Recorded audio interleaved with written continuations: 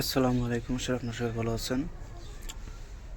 আমি কালকে গাড়িতে চড়ছি, আজকে নরসিংদী আসছি।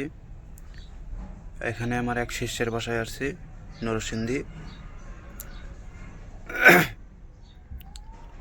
যদি কারো প্রয়োজন থাকে অবশ্যই যোগাযোগ করতে পারেন কাজের জন্য বা অন্যান্য কোনো প্রয়োজনের জন্য। আমি এখানে বেশ কিছুদিন থাকবো, তো আপনারা যোগাযোগ করতে পারেন। এই জন্য করে ভিডিওটা বানাইলাম। আর আপনাদের কাছে সামনে কয়েকটা ভিডিও নিয়ে আসতেছি, এই ভিডিওগুলো দেখবেন মনোযোগ দিয়ে, এখানে অনেক কিছু শিখতে পারবেন। তো আমার আবার অন্য অন্য জায়গার থেকেও আমার শিষ্যগুলো এই জায়গায় আসতেছে, কালকে আসবে, অনেকেই আসতে চাইতেছে। যদি এখানে যদি সম্ভব হয় তাহলে আনবো, আর না হলে আনা যাবে না, যেহেতু এটা আরেকজনের বাড়ি, এখানে অত গ্যাঞ্জাম করা সম্ভব না। অনেকে এই ভিডিও দেখার পর অনেকে আসতে চাবে, তো সবাইকে তো আনা সম্ভব না। আমি আবারও বলি, সবাইকে আনা সম্ভব না। যাদের বিশেষ প্রয়োজন হবে তাদেরকেই আনা সম্ভব, অথবা তাদেরকে আমি শুধু দেখা সাক্ষাৎই করতে পারবো, কিন্তু তাদেরকে নিয়ে রাখতে পারবো না। নিজের জায়গা হলে ওইটা বিষয় আলাদা। তো এখানেও কিছু কাজকর্ম করব।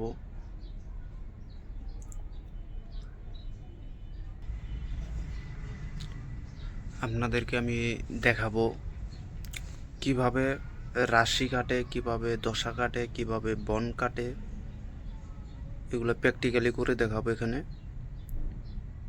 মানে সরাসরি আপনাদেরকে কাজটা করে দেখাবো যে কীভাবে এগুলো কাটান ছাটান করতে হয়। আমরা অনেকে আছে কাজকর্ম করি, কিন্তু এগুলো কাটান ছাটান করি না।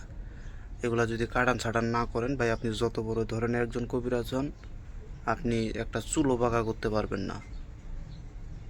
এমনও লোক আছে ওদের রাশি এতটাই শক্তিশালী, যেমন সিংহ রাশি মারাত্মক শক্তিশালী। সিংহ রাশি, আরও কয়েকটা রাশি আছে, বিচ্ছুক রাশি, সর্বোচ্চ রাশিদের ভিতরে সিংহ রাশি সর্বোচ্চ বড় এবং শক্তিশালী। তাই বলে যে বিচ্ছু রাশিকে সাধারণভাবে নেবেন, এরাও কিন্তু সাধারণ নয়, এরাও মারাত্মকই। দশার বিষয় আছে, দশা বুঝাইতে গেলে বহুত সময় লাগবে। এগুলা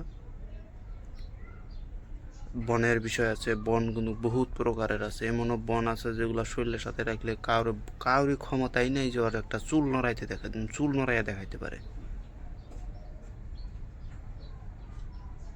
যেমন আমার উস্তাদের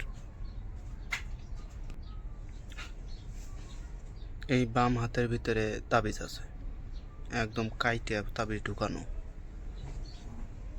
এমন কোনো বুকের না, এমন কোনো মায়ের নান লাই, সেটা জিন হোক বা ইনসান হোক বা ফেরেস্তা হোক, যেই হোক, তার একটা চুল নড়াইয়া দেখাইতে পারে।